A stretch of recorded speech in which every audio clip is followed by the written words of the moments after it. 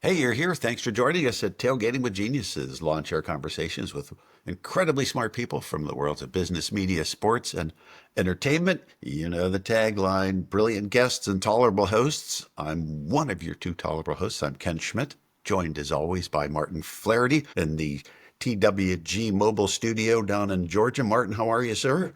I'm doing well, Ken. How about you? Great. Wait, how do I know that that's really you that I'm looking at and not a Uh, deep it, fake?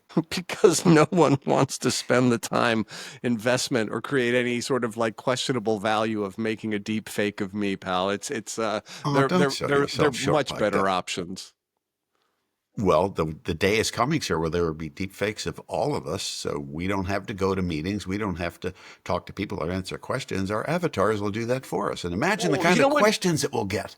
But so God, that's so funny you say that because this morning I had a client send me this inspirational guy standing up in a boardroom challenging the boss that he's wrong and he then delivers this monologue. It's the worst thing I've seen in weeks. He delivers this monologue that turns into a rap about how he doesn't respect CEO doesn't respect the janitor and people, and it's all about like corporate teamwork. And that stuff just makes me retch to start with. But then on top of that, it was AI. It was all a deep fake AI. And so it was kind of real. It was that uncanny valley where it was stilted beyond belief. And I just sat there. I was like, why did you send this to me? You're my client. I have to watch this. And this is shit. This was bad. But I was really happy that we were going to be talking to our guest today because it's like, okay, now we're going to have a rational discussion about how you can use this stuff and put it to work in a much more interesting way from someone who's done it at a level that few of us get a chance to. Like a lot of people, and I'll speak for myself just for a second, the AI is still kind of a mysterious thing to me. And I'm talking about generative AI stuff that I would use here on my laptop here in my office. So I've dabbled in it like a lot of people.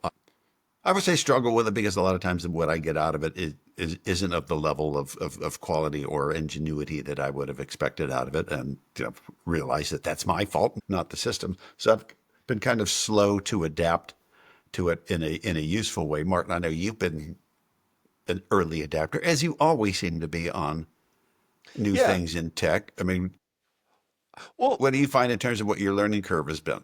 I mean, the learning curve is exactly that. It's a curve. Is you walk into it thinking you can ask it anything, and you quickly learn that you're going to get something bad or something flat. It'll be okay, but it's not good. And then you start learning about prompts, and then you start learning about how do you massage the what you're asking of it, and then taking the answers and then re-massaging those. And I will tell you, like I'm challenged at times because when I use the tool, I write my content first, and I know exactly what I am looking for. I actually have a model that I pay for that I've given it a bunch of my own work and say, write in my voice back. But like I had to learn, I learned very quickly that it will not give me an answer that I can turn to a client that I can use myself. But it does, if you start running these prompts and learning things in a specific way, you can begin to start getting perspectives, focus, ideas based on your content that create something a little bit different and moves my brain. So Ken, it's been an evolution.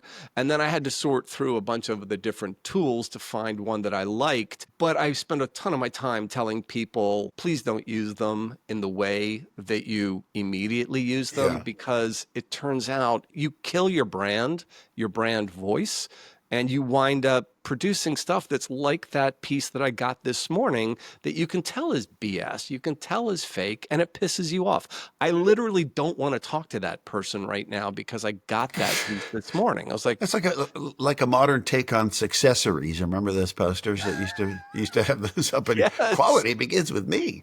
Yes, yes. I used to do two things when I walked into an office. I would look and see if the accessory posters were on the wall, and then I'd look at the bookshelf.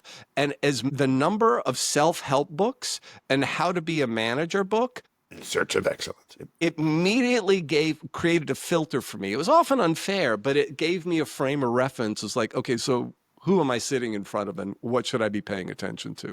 You pick up the visual cues quickly. My take on AI before we get to our guest here is that it just appeared. Suddenly there it was, and there was no, here's how to do this. Here's how you should be doing this, Ken. Here's a lot of uses for this that you could use. So not being in a corporate environment, not having somebody to show me the ropes of what and how to use this, I was absolutely delighted, gobsmacked at a recent meeting I was at when I saw that the person who was going to be presenting before me had an extraordinary, fascinating background. His name is Kevin Wenzel. And what got my attention first was that he was an engineer at Ford Motor Company, which is kind of cool. But then he completely pivoted, went and got his MBA, and then became a product manager at Procter and Gamble, working with a lot of the most beloved brands in America. You know, Mr. Clean, who we all love, and Martin dresses up as for Halloween or just for Funsies. Tuesdays.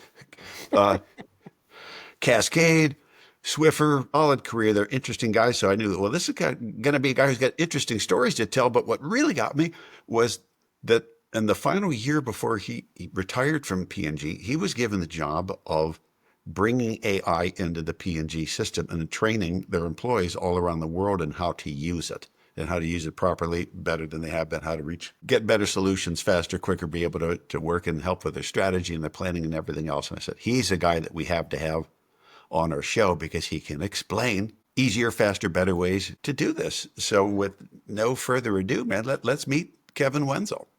All right, Kevin, thanks for joining us at Tailgating with Geniuses. How you doing, man? Yeah, I'm doing great. It's good to be with you. Thanks for having me. Hey, great. Let's just jump right into this because your background is so fascinating to us, and we just shared with our listeners what you've done career-wise.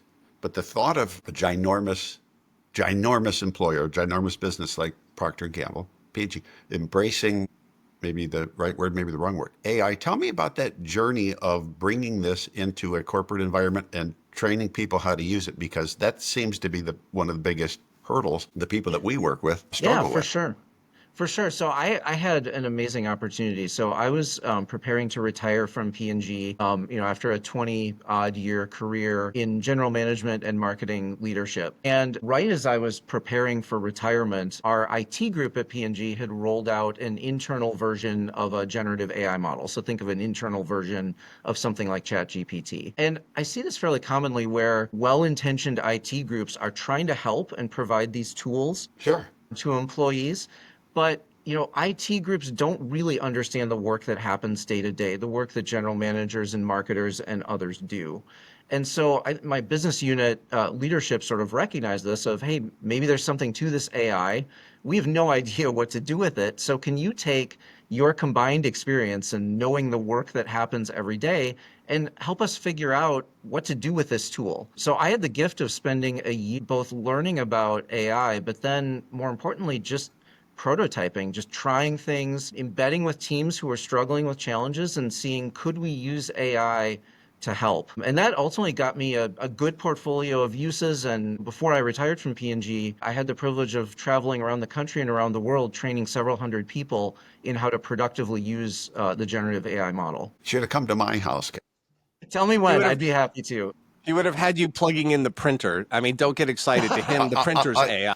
I will tell you, Kevin, that Martin has long made a mockery of my late to the party on just about every technological advance Can I of the can I just add last in 30 or rightfully 40 years. so? Yeah, he's the early adapter. I'm the laggard. Uh, I accept that.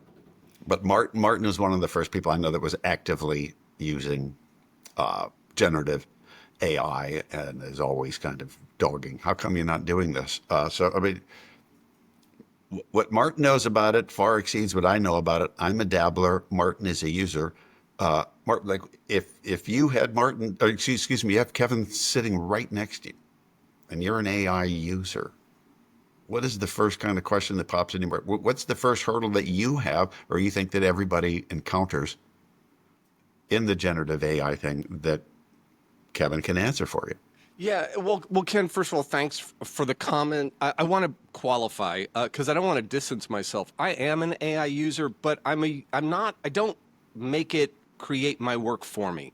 I actually use it as an editor, as a filtering mechanism, as a tool that can give me perspectives, and I can ask it questions on content that I have created first, And then I use it to then give me some takes. And I don't use all of the tools. I've looked at a lot of the tools. I've played with the tools.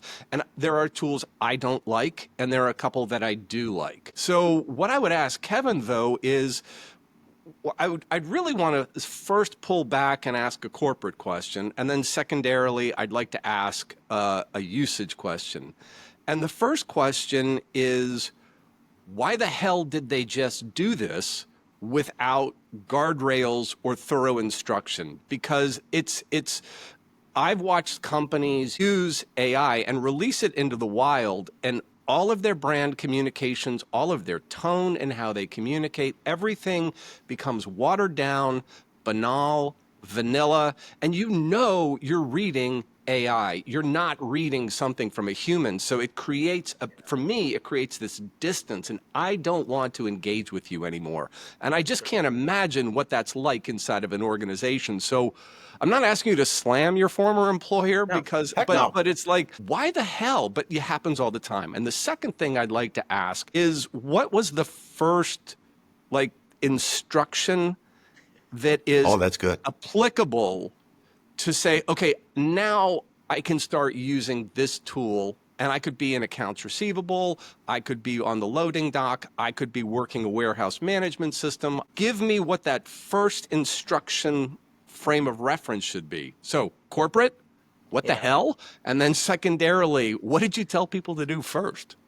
Yeah. So on your first question, and it's such a great question, and I would clarify, what I saw and what I see across clients is it's not just sort of rolled out in a Wild West way. And I do think people are good at recognizing there are data security concerns, there are ethical concerns, and they'll generally put guardrails around it. So generally speaking, I see a lot of policies like, you can't publish something directly from AI out externally. There has to be a human review, or there are only certain types of data that you can put in. And so I do think those types of things, P&G and others implemented. I think where it was maybe a bit more Wild West, and again, I see this very commonly, is in, okay, so we've got the guardrails, we've got the tool, but what do we actually do with it? And I think that's so challenging with these AI models because they're not a discrete piece of software that does very prescribed tasks where there can be a user manual and a set of steps and you can very easily work through that. The analogy I like to use is these models are a little bit scary because you pop it up on the screen and there's just a flashing cursor. That's all there is. And there's no manual, there's no instruction set. You have to figure out what you start typing. And that's really the challenge is I think even a lot of IT groups, even a lot of corporate leadership just doesn't really know, what do I do with this thing that is a totally open book? And that was the value that I tried to provide is, through prototyping, through trying different things, where can this thing actually help? While we're staying within the guardrails and respecting all the policies, but day to day, what can this actually do? All right. So what did you then tell people to do? Like, what did you're talking to all these people around the country. They have it. People have looked like, so generate me an image of boobs or something. I don't know. Like some I jackass did is not say that, to be clear. Well, you didn't say that, but some idiot is in there doing exactly that. Wait, does But, that work? What Ken wants to know where the app to get hired is. So so what did you tell people to do first? Yeah. So as I experimented, I think probably the first use that really opened my mind to the power of these models was in ideation and brainstorming. And in a lot of corporate environments, we have really smart people, but they're not naturally creative in the way that somebody from, say, an advertising agency, a true creative person is. And so typical ideation in a company, you get smart people generating ideas, but they tend to be fairly narrowly centered around a mean. They tend to be fairly biased based on what we've done before. Yeah. And it's hard to get to breakthrough ideas. And as I started experimenting early on with a tool like ChatGPT, I found that its ability to make connections to, what we would say, think out of the box and do it so easily and so quickly and repeat was just breakthrough. And, I can get a list of 10 ideas. I can evaluate those and say, well, I don't like those. Here's why I don't like those. Give me another 10 that address what I don't like. Or, unlike a brainstorming partner, I can give very blunt feedback to the model and say, those are terrible. They're not creative enough. Try again. Give me 20 more that are a whole lot more creative or that more directly address my issue. And, the ability to do that, I mean, that's the kind of thing that typically we would get 10 people together and go off site for 2 days, generate a bunch of ideas. 3/4 of them aren't that good. We'd then argue about them. And now I'm replicating that 10-person 2-day session in about 3 minutes of prompting and getting better ideas. That to me was like, well, for the problems we're solving, which aren't getting any easier, this could be transformative. So, Kevin, can I ask I'm not going to make you go into industry secrets or anything like that, but the two things you shared with me was the work on Cascade and Swifter, right? So these are these two ubiquitous consumer Yep. products, high utility. People don't really think about them that much, but they are high value products. They are like things that people turn to and rely on for specific things. So they equate a value immediately. So were you using the tool to say, based on, we see this in this demographic, how do we look at purchasing trends? Do we say, okay, so the colors are white, green with a shade of blue. What are the other colors? How were you applying it to those things? Was it in Yeah. the numbers, or was it in sort of grabbing attention? Yeah, so I think it's all of those, honestly. But one of my favorite uses really builds on one of the tensions you described, which is these are ubiquitous products. But by virtue of that, when we go and interview consumers, it can be hard for them to express maybe what they're frustrated about or what doesn't work because they're just such a part of normal life and you don't really think about them. So if I ask you, let's take Cascade as an example, hey, what do you not like about Cascade? That's a hard question for you to answer because you're like, I put it in my dishwasher, it works, it comes out. Maybe you get some obvious things like I don't like the scent or whatever, but real innovation comes from a deep understanding of consumer insights and tensions. And that can be hard for people to articulate. And what I loved using these models for is the models have ingested billions and billions of pieces of data, of written word. And the models then find patterns in those words and use those patterns to make predictions. So these are prediction models. And in doing that, they can make connections that are totally obvious to the model because it's just saying, well, I've seen these words before, and when I see this pattern of words, then I'll predict this. But those patterns are not obvious to us. And they may be like really deep, latent insights. Or I've also seen cases where they are things that are right in front of our eyes and we just don't see them because we have our own biases. Maybe we've done 100 interviews in home with consumers.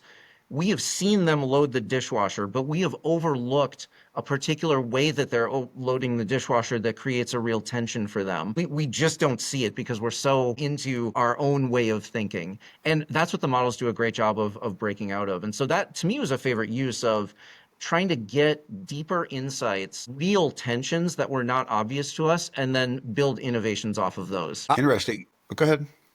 Well, I just really wanted to solve the biggest conundrum for me with washing dishes and dishwashers is like, I approach the dishwasher like a Swedish architect. And yet someone like Ken approaches it like sort of a NASCAR turn gone horribly wrong and the stands are cleared. So what can AI do? Who is right in this argument, Kevin? I want to know who is right. I'm right, Kevin. Tell me. The AI says I'm right, doesn't it? Cleaner dishes. I may defer this one to ChatGPT. I may not wade into this debate. Finally, I saw a magnet that you can put on front of a dishwasher. This might be helpful to your old cohorts back at P&G that said there are two kinds of people in the world. Ones that say, thanks for loading the dishwasher, dear. And the other, why the hell can't you do this right, dear? Yes. We know where I land and where the Swiss architect lands. All right.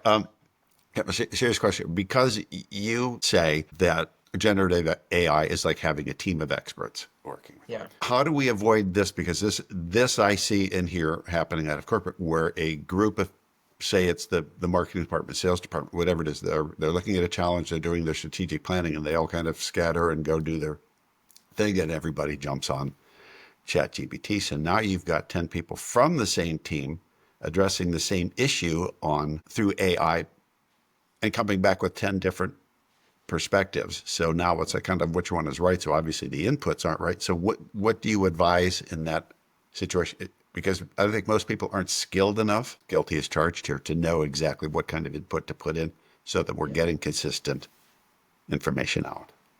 Yeah, so I would maybe put two sort of lenses on the answer to that question.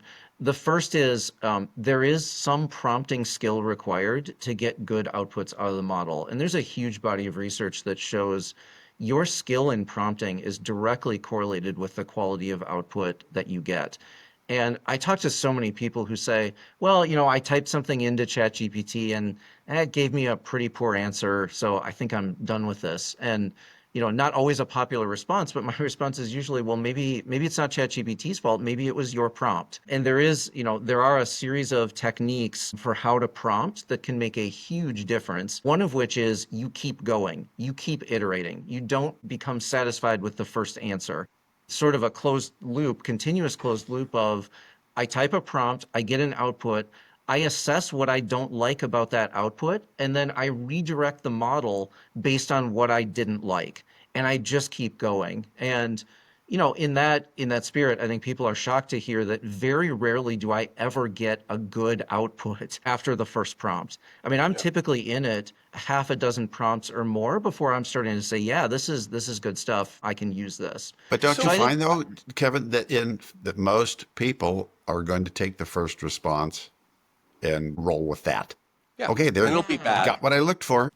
And it's hard because we've been trained for 2 decades that that's what you do in a search engine like Google, right? Google is one and done. I type something, I get a list of responses, and you're not researching. Your job then is to look through the list and find what is most relevant for you. And so that's how we've been trained to engage. And I say this over and over again that ChatGPT is not Google.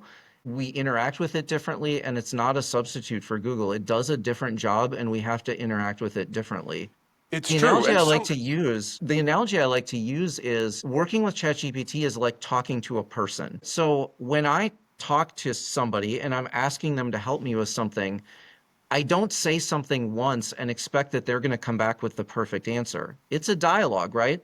They bring me something back and maybe it's a little off. So then I have to figure out how to guide and coach them to go off and maybe sharpen their response. I have to give them more context. I have to clarify my own request, right? And that's how we deal with people, but it's so unnatural to deal with a computer model that way. But that's one of the keys to success in working with an AI model. well, there are a couple things there, Kevin, so the Washington Post or the New York Times recently came out with a piece where they took Claude Deep, the Chinese one, Deep Seat, whatever that one is, Yep. Yep. Gemini. They took Copilot and they took ChatGPT, and they asked them, I think it was to write a sort of a sorry for your loss email, something to that effect. And they scored who did the best. And the majority of them opened with, I hope you're doing well. Which is sort of like it's completely the wrong tone that you Yeah. start with. But what I have problem is like there isn't a stratification of, and I guess it's arbitrary, which is the better model to use. And then there are models that actively scour the web while you're asking the prompt, and there are those that are just locked boxes where they say we've aggregated content up until December 2024, and that's all we got. So we can't ask for new references. I want to go though. The horror story I've got is a really huge company that turned to generative AI to create their social media outputs, Yep. and it was horrible. They just neutered the brand completely, and it was crap. Who departmentally, and everyone is lazy. That's an offensive. I'm sure I'm going to get a few letters on that. Everyone's lazy, and Ken, you're right. They want the first answer, and they're just going to put it out there. But who should, if you could prioritize, who should be playing with this corporately? This is not a have and have not, but like Yeah. departmentally, who's got the latitude to begin to play like this? Because this is a time-consuming tool as well. What really pisses me off is you went through an exercise that I saw, which was, well, you have to go back and tweak the prompt. Then you have to go back and tweak the prompt. And I've sat with the effing thing for like 35 minutes, and I was like, damn it, if I spent 15 minutes just writing it, it would be done. And I could put Sure. it in Grammarly and just get AP rated grammar, and it's clear, succinct, and I'm done. But, who should be using these tools first, and at what sort of limitations and with what conditions? Yeah, so in terms of who should be using, I really think this comes down more to mindset than to a specific Task. department. Yeah. And when I say mindset, I think it's someone who is comfortable with this notion of I'm going to iterate, I'm going to go back and forth. I'm not necessarily trying to like hands off automate, but I'm willing to work with a partner and invest a bit in the back and forth to get a better response. And that is a unique mindset because there are plenty of people who are like, nope, just let me turn the crank and let me do the task and make it make it that simple. And that is not the mindset in using AI. And I think it's also the analogy I like to use is again, AI is like having this incredibly powerful partner or assistant who's there to help you. But again, just like a real assistant, you have to invest a little bit in coaching and development and guiding. And it's exactly the same with AI. We have to train it with the right data. We have to guide it in the right way. And not every person has the skill set to be able to do that. Now, for those people who do, they gain a force multiplier effectively because I now have somebody who's really skilled who can multiply my own efforts incredibly. I think the other thing is this is less about who uses, but how to use. I think, Martin, you hit on a really great point, which is if you can do it faster than prompting it in AI, then just do it yourself. The really productive uses of these tools are where I can either save time or I can get a quality of output that I just couldn't have gotten doing it myself or even doing it with a team. And those are the kind of tasks that AI is great for. So, when somebody says, hey, like I used it to write an email, but I probably could have written that email myself in the time it took me to prompt, I would say that's maybe not the best use. But if it's, hey, I generated 200 solutions to a commercial problem that we've been wrestling with for 6 months and unable to solve, and I generated those 200 solutions in 5 minutes, that is a great use. Or I simulated a conversation with my merchant at Walmart, and I now understand the 5 barriers they're going to raise when I pitch this new idea to them. That's an incredible use. That I is want to an put this in incredibly language that Ken understands. Ken, these are the 1,000 monkeys on a typewriter getting Shakespeare. Okay, so I just want you to follow that. Okay. as long as they're talented monkeys. Everybody knows, and you just made the point, Kevin, that you can jump on ChatGPT and have it do an email for you or an itinerary for your business trip to Chicago. And they just start beginning to shine light on these other way deeper, way more, I would say, advanced uses. But what are some of these more advanced things that people should be thinking about now that they can use generative AI to help them with? Yeah, so I'll give you a couple of my favorites and let me frame these in the context of something like an annual strategic planning process. And I did, dozens of these in my time in corporate America and Nothing worse. well, they're so important, but it's so hard because it comes on top Yeah, of everything else you're doing, and you kind of just want to get through it. And sometimes we don't put the best quality into it, but it's so important to guide the plans for the year. So in absolutely. that context, I'll give you a couple of my favorite uses. One is, let's take the example of summarizing an email or summarizing a report, but put it on steroids. What if you put the last 10 years of your business review or results into the AI model and had it find the patterns, right? What are recurring themes that we have just missed because we're so into the weeds? Or what are historical lessons that we haven't heeded? That would be, the evidence is right there. We just need to do it and we've missed it. And again, the way these models work, that we can load in 10 years worth of business reviews the model will find the patterns and very clearly play those back to us. And that's the kind of thing, I mean, we're already crunched for time in these processes. Who goes back and reads 10 years worth of anything and tries to extract lessons from it, right? And yet, if we don't learn from history, we'll repeat it. So that's one.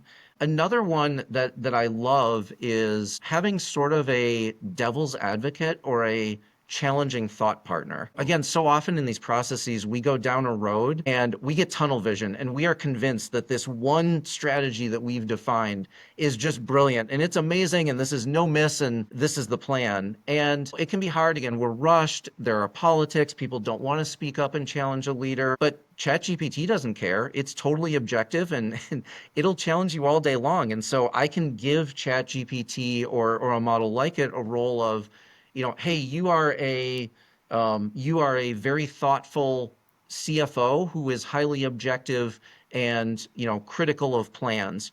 Review my strategic plan and tell me what I'm missing. Give me the unintended consequences or the risks that I'm not seeing.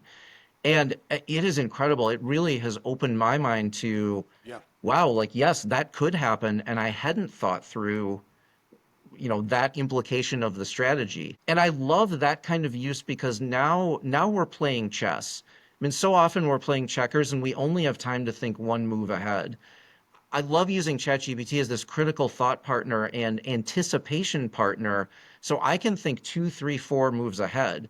Now, if I know what could go wrong, I can sharpen my plan and put some things in place so that I'm protected if that happens. Again, now I'm thinking 3, 4 moves ahead. Kevin, that is great because I've actually done the exact same thing. I am not the strongest in understanding financial reporting. I know what all of them are. I know from a public standpoint and like board presentations what you're supposed to do. It's not my background. So I've gone through and done that exact function and give me that perspective, and that takes all of my mishigash and puts it into like, okay, so here are the numerics that you should be thinking about associated with this. Okay. I want you to, I'm not necessarily saying finish, but there was something that you shared with us that I was really stunned with. And while you're an experienced practitioner who quite literally lived this with consumer brands that we all can see, and we're going to walk through a grocery aisle and like, holy crap, AI was somehow noodling about my mop. And so, but you at P&G, you guys brought in Harvard and Wharton to then do an analysis on productivity. And you kind of like reinforced my belief system, but kind of made me scared at the same time. So would you go ahead and talk about, because efficacy and proving the value of this is the ultimate challenge. And we're living with more bad examples than good examples right now. I would love it if you could share what P&G learned and what that collaboration and study was all about.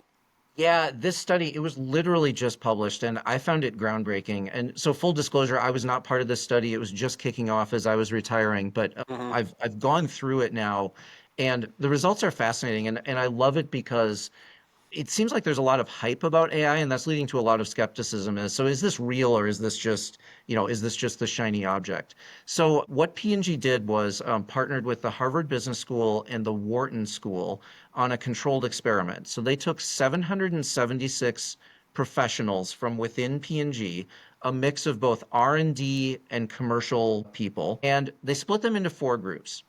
Individuals not using AI, teams, 2-person teams, so R&D plus commercial person not using AI, and then individuals using AI and 2-person teams using AI. And they gave all of the individuals in those 4 groups an identical task. There is a business challenge in your business unit. You need to come up with solutions. You need to ideate your way out of this challenge.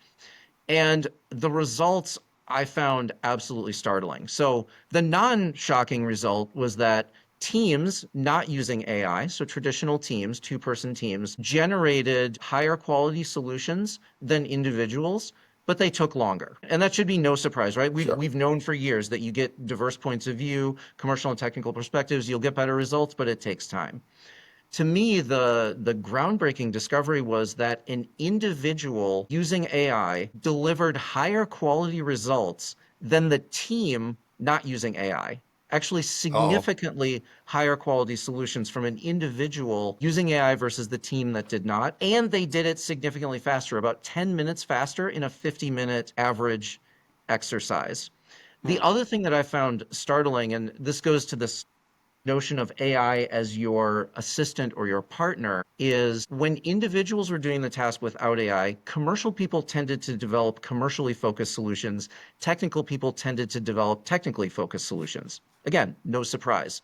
No But surprise. with AI, commercially focused people were developing solutions as technically savvy as the technical person without AI. So they had basically used AI to supplement their own skills and upskill themselves to the level of a technical person. So, I mean, you just step back and think about that. You're amplifying your own power. You're getting the effect of a team as an individual. You're sort of addressing your own skill outages and helping to get higher quality solutions in areas where you're not expert. And you're doing it all faster.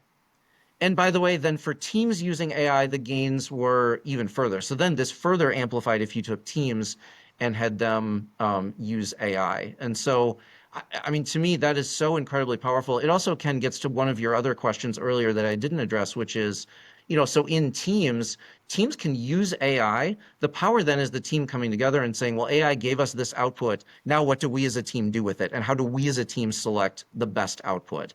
But that, I mean, who you look at those study results, who wouldn't want that outcome? Who Oh yeah. wouldn't want better, faster solutions, potentially with smaller, more agile teams? Just incredible. Let me ask what face value probably sounds like a very simple question, but somebody asked me this, so I'm going to ask you. Somebody working in a company for 15 years is feeling, and they're in an industry that is shrinking and there's layoffs and Yeah. reductions. So this person wants to ask for a promotion and a raise. And first instinct is I want to use ChatGPT to help me come up with my script. And basically, the output wasn't what they had hoped for. Let's just use this as an example. Let's go ask for a raise and a promotion and have ChatGPT help us with that. What should Yeah. I be thinking other than I'm a great employee, I've been here for 15 years, I deserve more money? Yeah. So this goes to what I was saying earlier of a bit of prompting skill can go a long way in sharpening your output. So in that case, if I got a mediocre output the first time, I would do a couple of things. One, a technique that I love using is give the model an expert persona. So I like to ask, who would be the perfect person to help me with this task? And so, thinking on the fly, I might think, wow, if I could get coaching from a highly experienced HR person who like really knows how to do salary negotiations and, that could be a great person to give me advice on how to pitch myself for a promotion. So the prompting technique is very simple. I then tell ChatGPT, you are an HR VP with 20 years of experience who is very empathetic and incredibly skilled at coaching employees on how to advocate for themselves. Right. So I have now cast them into this expert role. That's going to point it to a corner of its knowledge base and significantly influences how it responds. The other thing that I would do is I would just then tell it as much as I could about me.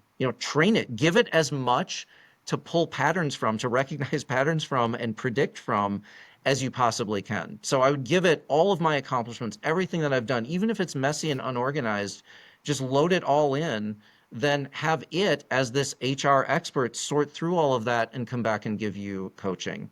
The final trick that I like to use is guide the model on what kind of response do I want. So I found like unguided AI models will typically give you pages and pages of text. I mean, they will scroll forever. And I don't have the time or patience to deal with that. So I'll guide ChatGPT, summarize your output in 6 one-line bullet points. So I think with those techniques, you can take output that is mediocre or worse and get it to like, wow, this is amazing. Now I feel confident going in and pitching myself for a raise. So I Do you go think ahead, that Ken. most people who don't have access to corporate training or are people like me who can't stand looking at like a YouTube tutorial because I lose my chain of thought after like the second minute? Are there easy ways to learn how to do this on your own that don't require a lot of tutorials? And I actually asked my daughter about this, who's very good at generative AI last night. I said, we're going to be talking about this and like, and how do you do it? She goes, well, just ask Chat GPT, how to learn and I said, in a million years, I would not have thought to do that. Tell me how this works. Make me better. And it never would have crossed my mind that the quality of the prompt is going to kind of drive the output. By the way, Kevin, he's got a very odd habit where his frame of reference is, how is this like Joan of Arc? I don't understand what that is, but it's something that Ken just harps on and on about. It's number one Joan of Arc fan out there, and right, Wow. Ken, am I Wow. correct? That's actually kind of horrifying. And now it's public. Okay. So Okay. So Kevin, serious question. There are so many tools out there. I just want to know and I haven't asked you this before. I want to know what you use. Sure. What is your preference to do the work that you've been telling us that you're training folks on, and that you've had the best experience with? Yeah, so this becomes really personal, and so I don't want to put down any given model. I'll tell you what I use, but it doesn't mean that other models are not good. But for my personal portfolio, I find ChatGPT and especially the 4.0 model, which is sort of their mid-level model, is just a great all-purpose starting point. It's fast, it gives really good responses, and it's typically what I will go to first. Now, for some specialized uses, there are other models that I turn to. So within ChatGPT, there are the O1 and O3 models. They are great at logical reasoning. So if I'm doing a decision analysis or maybe one of these devil's advocate exercises, I'll flip over to one of those higher logic models, and they'll typically just give me a more insightful, sharper response. I also have Claude and the paid version of Claude 3.7 Sonnet as part of my portfolio. I have found that Claude is brilliant at quantitative analytics. And so I can put in an Excel file. Claude is very intuitive at sort of getting the structure of my data. And the beauty of Claude is rather than using prediction, which is not so good if you're trying to do number crunching, right? I don't want to predict 1 + 1 = 2. I want the answer. Prediction. Claude will actually take your plain English directions and then write JavaScript in the background and use that to do the analysis and then give you a plain English output. And so I have used Claude to do pretty deep analysis on multi-workbook Excels, things that would have taken me hours that I'm now doing in a couple of minutes. And so Claude I found is great for quantitative analytics. It's also a great higher logic model. The other one that I use is Perplexity. Perplexity is a great fact-finding model. If I'm not necessarily looking for a prediction, but I want facts. So, even something obscure like find me all the distributors within a 200-mile radius of Dayton, Ohio, who sell sulfuric acid, right? I mean, that's a very niche question. Hello, Don't ask FBI. why, I'd like to know the answer. don't ask why I want sulfuric acid, but nonetheless, that NSA. He was asking, not us, not us. He I'm was having a asking. house. But I mean, that's not something that a tool like ChatGPT or Claude, unless you click the live web search button, is going to do well. But Perplexity is great at using AI to then go out and find facts, reputable Yeah. information, and present them to you in a concise way. The last one that I would put in, sort of a mention of is the Gemini suite. I do have questions about data integrity and public model training with Gemini. However, if you're comfortable with those potential risks, Gemini can take lots and lots of information. You can upload way more into Gemini than you can in the other models. And they've got some great features, including you can dump thousands of pages of information in, and it'll give you a 5-6 minute podcast version of all that information. Yeah. So take my 10 years of business reviews as an example. I could dump 10 years of business reviews in and have Gemini give me a 5-minute podcast summarizing all the insights from those business reviews that I could then have my team listen to on their commute in. So again, a portfolio of models, ChatGPT generally a go-to, Claude, great for quantitative work, and then Perplexity and Gemini for more specialized tasks. That's sort of my own personal portfolio. I want to leap in and just double endorse Perplexity. I tell people flat out, I don't use Google anymore because I'm tired of the ads that show up top. I'm tired of the 6 other sponsored things that then follow that and then digging to page 2. On my phone, iPad, machine is Perplexity because I get an answer. period. I don't know if it's always the right answer, but I get an answer. I'm not quite sure how much longer it's going to be free, but that Yeah. was the favorite. Where can folks find you, Kevin? Because I think what you're doing, what I love so much about where you are is I know you're speaking and you're working with corporations, but I have, and I mean this, Nikhil Suresh we had in as a data scientist times before, the security folks like Teresa Payton, just amazing. But you are a practitioner. You've actually come out of huge corporations with consumer goods, and then you freaking use this thing. I don't know anybody who's more fresh on how this all works than you. Where do folks find you? Yeah, no, I appreciate that. And I do a range of work from training to consulting with or aided by AI. So I've got a website that describes the kind of work I do. That's kwconsulting.ai.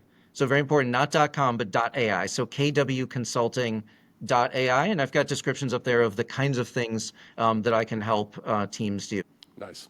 Fantastic. And I will say from experience, Kevin, that I watched Kevin do an hour presentation in a room full of people that I would describe as like me, either very late adapters or laggards, furiously scribbling notes and taking pictures of everything that you were projecting us. When people are taking pictures of a presenter's screen, that's when I know, okay, he's definitely striking a nerve here and people are getting it. For the first time in my life, I felt like I was getting it. So Kevin, thanks for helping to usher me a little deeper into this Thank scary, you. deep, dark, ugly forest of AI complexity and wonder.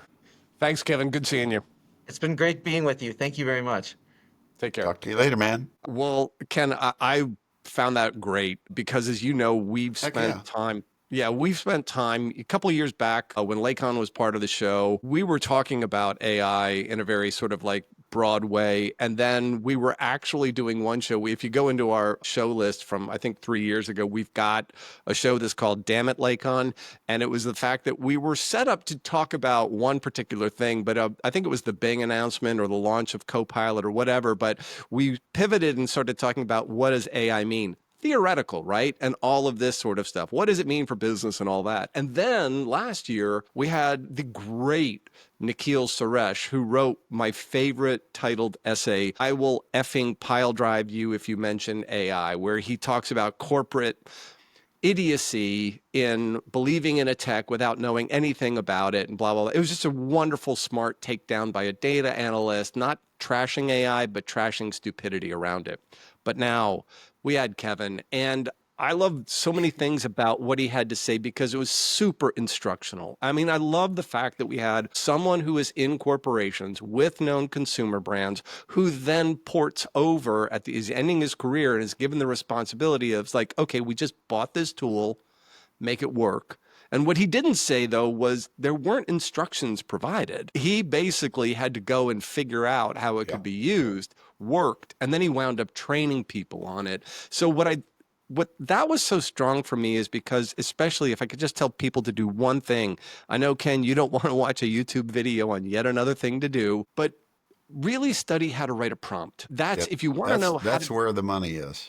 It's really, really is. And my add to this, Ken, would be, these large language models have taken so many sources. Always be respectful of the source you're pulling from and don't be stupid with it. Don't like have your marketing plan written as a Shakespearean sonnet. It might be funny for the first 32 seconds and then it's terrible. Don't do that. But you can sit there and go take writers, take people whose thinking that you like and ask the machine to use those as parallels, use those as guides as you're producing your things because your voice and the way you want to present yourself is really similar. So I love the specificity of what he talked about and especially some of the tools because I feel justified, man. We use the same tools. We Well, use the same tools.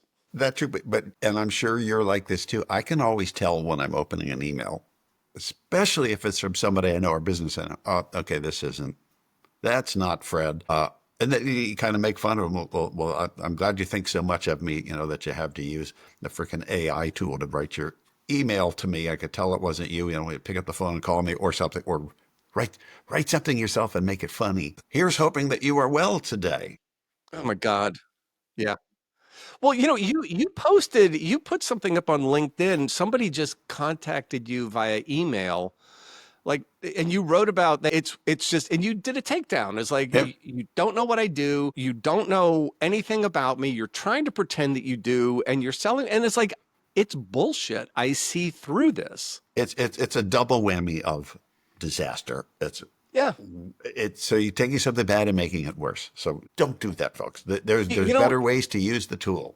the habit that I've really started developing, we should be talking about AI, but every time I see that from somebody, I'm like, okay, I even as late as last week, I responded to someone saying, please, I'm not interested, because I hate, like, having been a salesman in the early days, being ghosted is the worst thing in the world. And I hated that feeling. And I'm an idiot because I'll occasionally, talk to somebody, I understand that. Yeah. but I'm sitting there with, I'll go and take their from the beyond that, I'll take their business name and address and I'll drop it into a browser, and just to see what the company is. And inevitably, you're either finding a 404 not found, or you're finding like some hack, like just spammy marketing firm. And it's kind of the point where it's like, I'm not even going to do that anymore. I'm just going to block all these people. The thing that, Ken, to your point, sorry, I'm going on, but that the thing that still pisses me off is how we're neutering any sort of human voice. Thank in you. any of Yes. these Yeah. communications. Exactly. I agree. Yeah.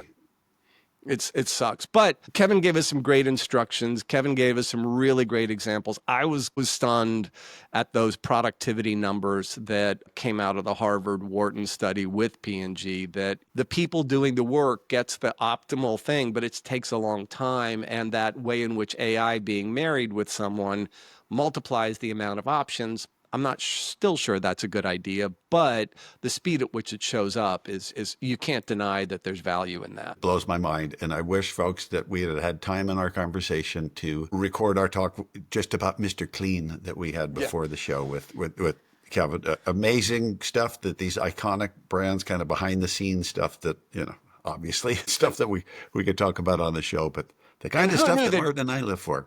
Who knew that Ken could make Mr. Clean so saucy? And that's not even in our Patreon version. But anyway, Ken, so let's wrap this up for folks. What got your attention this week? What have you been thinking about? Well, my eyes are always open to big name business fatalities or near fatalities, and there have been a lot of them lately on the retail side. Joanne Fabric, one of your favorites. Mm-hmm. Party City. Big Lots, the Container Store. That one kind of surprised me. Forever 21. What? The Container Store's going Container out? Store is a bankruptcy. Yep. Whoa. Kind of shocking. Forever 21.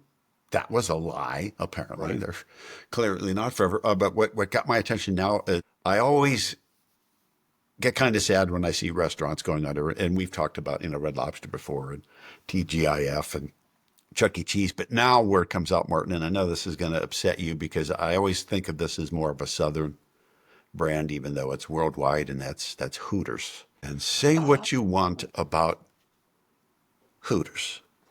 Hooters has been around, I was kind of surprised, for more than 40 years. Franchises all around the world, and the largest chain and I love this, in a restaurant category that most of us probably weren't aware existed, called Breastaurants. Breastaurants, and these are the stores that advertise and use attractive waitresses in tight shirts and shorts, and there are a bunch of them out there. And you begin to wonder why perhaps that's not working today. But if you look at the uniform, the look that Hooters was after, it's kind of obvious why it was working when it was working. This is right out of their employee handbook. The look that they were going for is that of the all-American cheerleader. And you know what I'm talking about, folks. Surfer girl and girl next door. So that's orange shorts, tan pantyhose. Are they called, do you call them pantyhose? Stocking? I don't know. I appreciate you asking me. I want to let you know that is not one of my areas. Wondering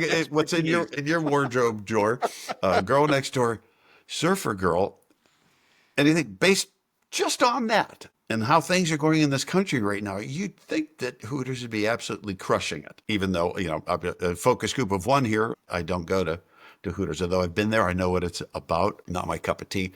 Nothing against attractive girls and surfer girls and the girl next door. So you have to wonder, like, what happened? Is this societal changes where people are kind of put off by this, the objectification of women? Is it just that the food wasn't good enough to overcome maybe people being turned off by the girls? We're tired of that. There was a Hooters airline, okay? I mean, if there's a confidence builder, you fly with confidence. There were Hooters casinos. Yeah, I remember those. So, they've built the business, and now the business is imploding on itself. They're finally for Chapter 11 bankruptcy, so they're going to try to get rid of their debt. I don't know how to reposition a company like Hooters, or if that's even going to work. Martin, what do you think? Have we reached the end of the line on the restaurant theme? Boy, it's not something I can really wax philosophical on, Ken, but as goofy as the lead or the start you did, I'm actually now really, really interested. And I don't often do it, but I will come back. Like, if you're on YouTube and you can see what's behind Ken and you know about Ken's background, Harley was such a pivotal part of his life, and he still rides, and his work there is kind of remarkable. When you were talking about Hooters, I mean, it's like, all right, so what is this what are iconic brands that are consumer brands we see everywhere? And I'm looking over at you and I see the Harley thing. And I thought, well, wait a minute.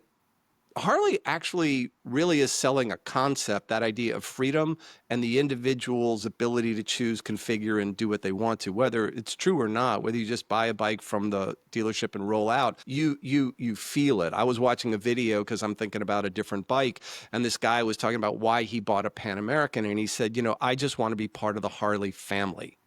And I thought that was really interesting. It wasn't about the iron. It wasn't about anything else. It was about this family connection, and it was about this value of freedom, right? So abstract. So what do great brands do? I go into an Apple store, and no matter the fact that I'm just getting a cable, I feel like I could produce the next Scorsese movie using their tools. But like Hooters, what does Hooters give me from a value association? Like, there's nothing that speaks to me that says, I believe in this product. I can get that from a Cadillac. I can get that from a Toyota. I can get that from a Whirlpool dishwasher. I have a sense of connection. Hooters, no. There's stuff to me I that find runs. it odd because you know what the attraction was. Okay, we're Yeah. going to have these pretty girls. Fine. I doubt that anybody would say that they go there for the food, and bless you if you do. But apparently there's not enough of both now. Ones who want to go in and just be in the presence of attractive girls, or that want to eat wings or whatever else is on their menu.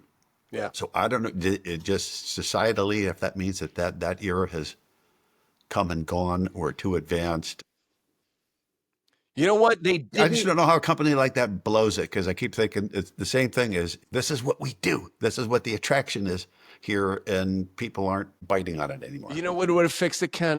You, you, you in a tight t-shirt, orange shorts, flesh-colored pantyhose. Saddest Hooters ever. All right. So yeah, that's what's got my. And I would just say I have nothing against you, Hooters. Good luck. I hope something works out for you.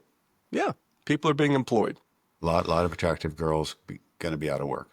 Okay. Hate to see that happen. Well, all right. So Ken, So on that note, you're just sort of quietly fading into, on that note. All right. What got my attention this week is, like millions around the world, I watched the finale of season 2 of Severance and was overjoyed. I am a massive fan, as so many people are, but there's reasons aside from the fact that it's beautifully done. It is profoundly weird. It has so many different elements to it that just kind of blow my mind. But the core, Ken, and I know you like it, but you don't love it. I get lost, man. Yeah, you get. I am lost. To me, it's my jam. It is dystopian, sort of near plausible places, future and stuff. It's like having read about American religions in the past 200 years and like the way people gravitate towards things, or what people's belief in technology, because in Severance, people are implanted with a chip, right? So, and it's dystopian, and it's it's a horror show, but the horror's not happening to me, so I can sit there and watch it. So, but what I love, as I've said before, near fiction, sci-fi, and dystopian. So Severance was great. I'm reminded of all of like these tropes that you go back to Kafka and read all sorts of different other famous classic artists on this stuff, and you see it, but I'm so excited. I wish I could tell you I have read this book. I have not read this book, but it relates to actually what we just talked about with Kevin. There's a book called The Dream Hotel by Leila Laami. I can't do her name, so I apologize, but I just bought the book and it has been delivered to my Kindle. And it's this idea, take Minority Report, take the AI discussion we've been having before, and take that idea of an implant and a severance chip. And the premise of the story is this person winds up in a Kafkaesque sort of hell because there's a global catastrophe that takes place. People are infuriated by a terrorist attack, so a series of people agree to go ahead and put a chip in their body. And the chip basically allows for security, and it does some recognition of where thought patterns are headed. And this woman had a dream, and the dream involved killing her husband. And so it's not a common dream, but it's I something bet it that is. happens. Actually, yeah, you know what? You're right. I take If that it's a back. bestseller, it We says both can something. go up. Yeah, we both can go leave our mics and ask the question, has that dream ever happened? And our spouses would tell us. But what happens is the chip reports out, and the report goes out to the government, and this woman is basically viewed as potentially murdering her husband, and she's imprisoned in what's called the Dream Hotel. And she has to fight and get her way out of it. And while that is a distant government idea, but Musk is running around telling people he wants to implant Neuralink in there and start pulling out Yeah. brainwaves and playing. This is all present technology. We just haven't threaded it together. So I am so excited. I've just finished my last sort of bit of escapism book, and now I'm off to read The Dream Hotel by Leila Lalami. Life is good, and you don't have preference to severance to watch anymore, so the timing is perfect. Timing is good. All right. Well, on that note, Ken, thank you so much for joining us. Thank you, Kevin, for joining us as well. We're going to put information about Kevin in the show notes, and you'll be able to find him at the places he recommended. What was it again? It was KW. What was his URL? Can you remember? Yes, indeed. It is KW Consulting. Right. Perfect. So give Kevin a review. Thanks, Ken, for doing this. And thanks, everyone, for joining us. We're going out on the music of Devin Davis. As always, thank you for that. And we'll see you in a few weeks. Bye, everyone. Ciao.